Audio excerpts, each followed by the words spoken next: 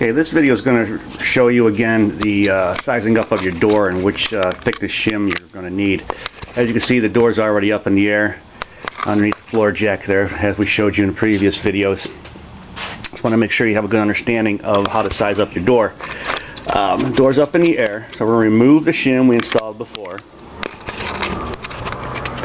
And we're going to do that with a pair of pliers. We have the pair of pliers, and just give it a good yank, and it eventually comes out. Takes a little bit of muscle, but not a whole lot. Anybody can get it in and out. The shim, that is. We are going to look at the door again, and let's just say we're going to drop in the 11. This is the 11 gauge shim. Then what you would do is you would slide the 11 gauge into place. Okay. Give it a tap. Okay, and then you would bend over the tab once again. At that point, what you would do then is you would move your light out of the way, drop down your door, let the jack down, close the door, and check for fit. And then as you see, even if we bent the tab over, it wouldn't make that much of a difference. And you would check for fit. And as you see, the fit would not work. Alright, and you would do that repeatedly, the 3 times, until you found the shim that works the best, obviously. Now in this case, you jack the door back up,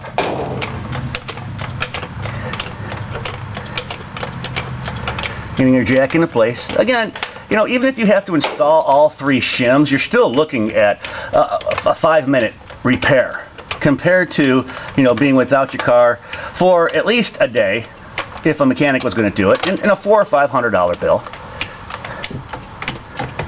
5 minutes out of your day is nothing compared to the money you're going to save and the repair you're going to have, and you did it yourself. That's the enjoyable part. And it was all made real simple by this small little shim invention. And then again, you would take your next shim. This one has already been pre-bent. You would take your next shim, you would slide it into place, tap it in. You would tap it in with your hammer, tap, tap, tap, and then you would lower the door down again with the floor jack, and then test for fit up the top here.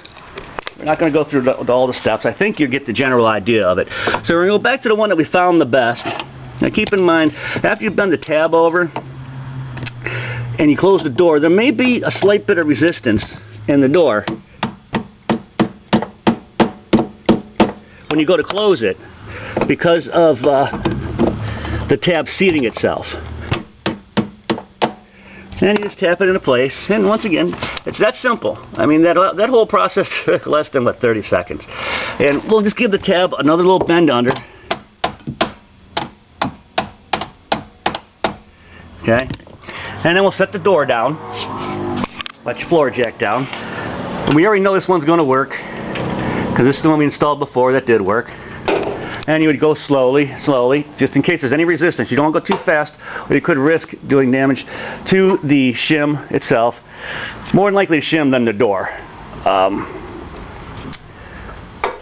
Real slow. And as you see, it's lining up with no problem over here. Okay, and then after about 3 times, you go for the final close. Once again, you saw the way this door was before, and now you see the way the door is now. You've got new life into your old door.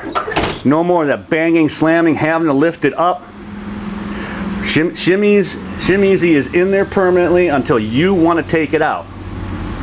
And it's 11 gauge, 10 gauge, or 8 gauge cold rolled steel, which is some really tough steel. So it will outlast your vehicle. And there you have it. Once again, your door is fixed by Shim-Eze.